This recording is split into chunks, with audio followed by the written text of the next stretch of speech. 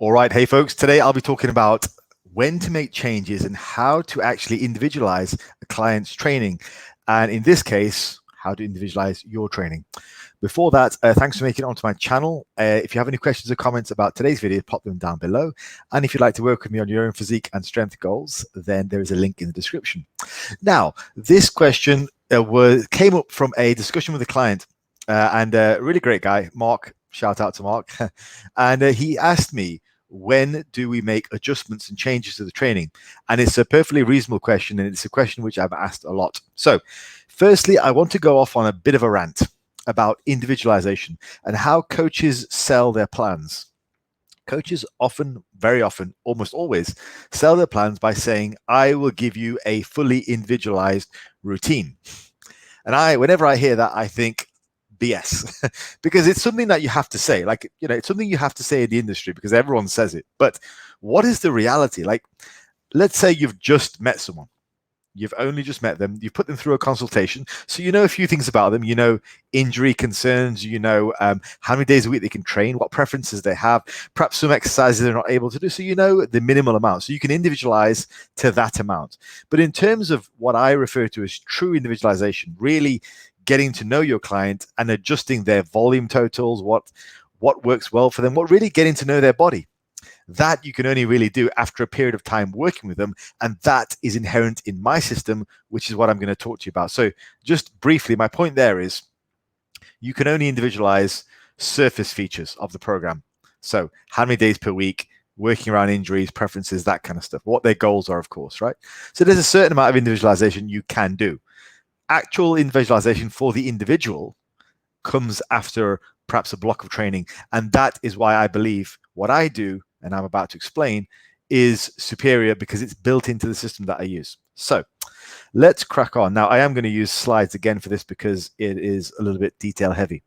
So as you guys know, and if you don't know already, I work in blocks. I like block training. Particularly not really because it's any better than any other method like linear or DUP or whatever, but I like block training because it gives people a natural midpoint where we can perform some type of assessment to know whether we're progressing or not, because that's what we're here for. We are here for progress. And I find that people can work really hard for short blocks of time before they need to mentally refocus. Even if they say, look, Faz, I'm a warrior, I'll just work hard year round. Very rare person that can do that.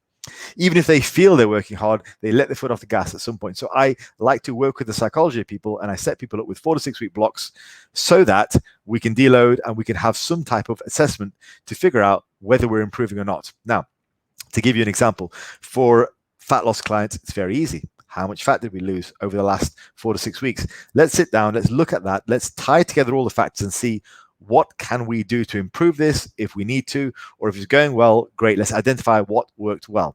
If it's a sport client, we might have some specific sporting measures that we can use. So I use things like the Cooper test. It's great, it works well.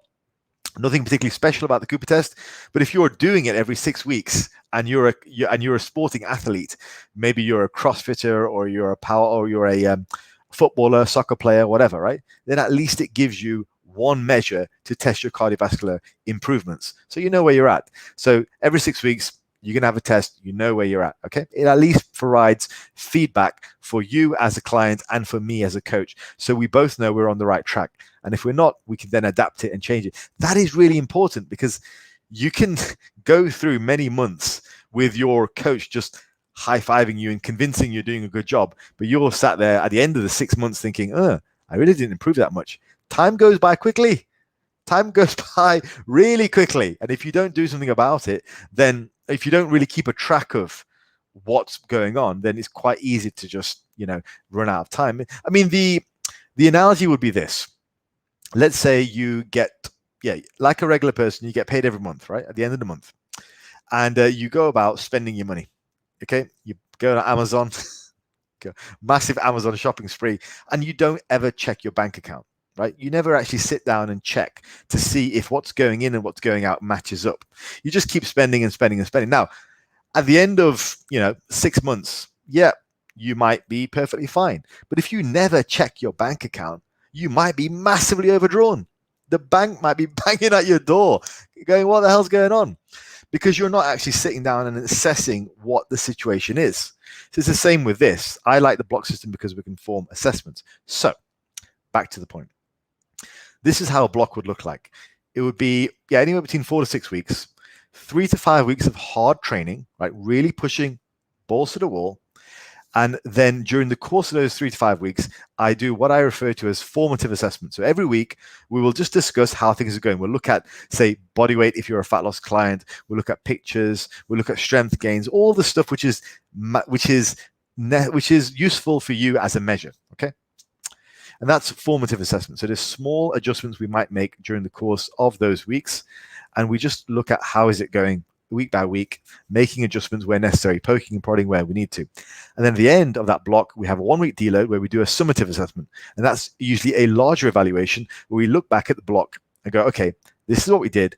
These are some of the major points that we did really well, which fueled our progress. And we'll usually have markers of progression. So if you're a fat loss client, the marker of progression will be your body weight, your pictures, and probably your strength levels as well.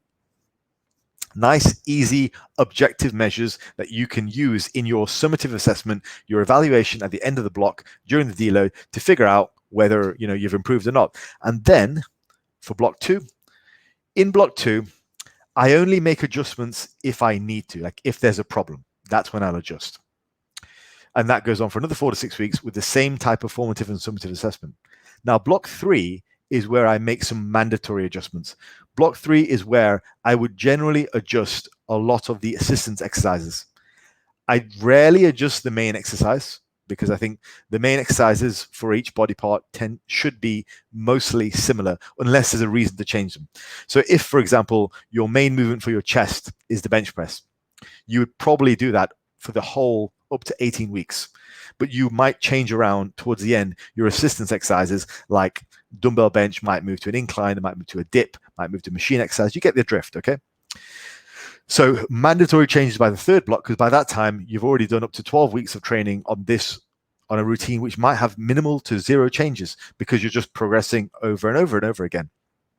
And that's when I would introduce some definite changes, and I would mix things up, because I found that after that length of time, there needs to be some changes to continue to spur on improvement on average. So this is my general model that I use. And now there is within this built-in scope for individualization. So there we go. That is generally how I block things. So in summary, your first block, you're really just exploring what's going on. And you want to be nice and attentive to the things that are working, things that aren't working. And then make sure you do your dealer at the end and assess how that last 4 to 6 weeks went. Actually sit down. What went well? What didn't go so well? Don't just meander along and go, oh, yeah, there's a bit of fat loss. Didn't do so well. Oh, yeah, there was Janine's birthday, and it was like, Mark bought some birthday cake in the other day, and oh, yeah, it was Valentine's Day, and a few things didn't happen. So, yeah, it has been a bit of a slow month. Identify, sit down, write down what actually happened. What were the factors which may have prevented you from reaching your goals for the last 4 to 6 weeks? Write them down. Figure out are they going to be a continuing problem? Or is it something that was just a one-off and just going to go away? If it was a continuing problem, figure out what you can do about it. And make sure that's a priority for your second block. That's how you get better. That's how you get better. That's how you go from having regular effort to going to subhuman levels, in supernatural levels of effort.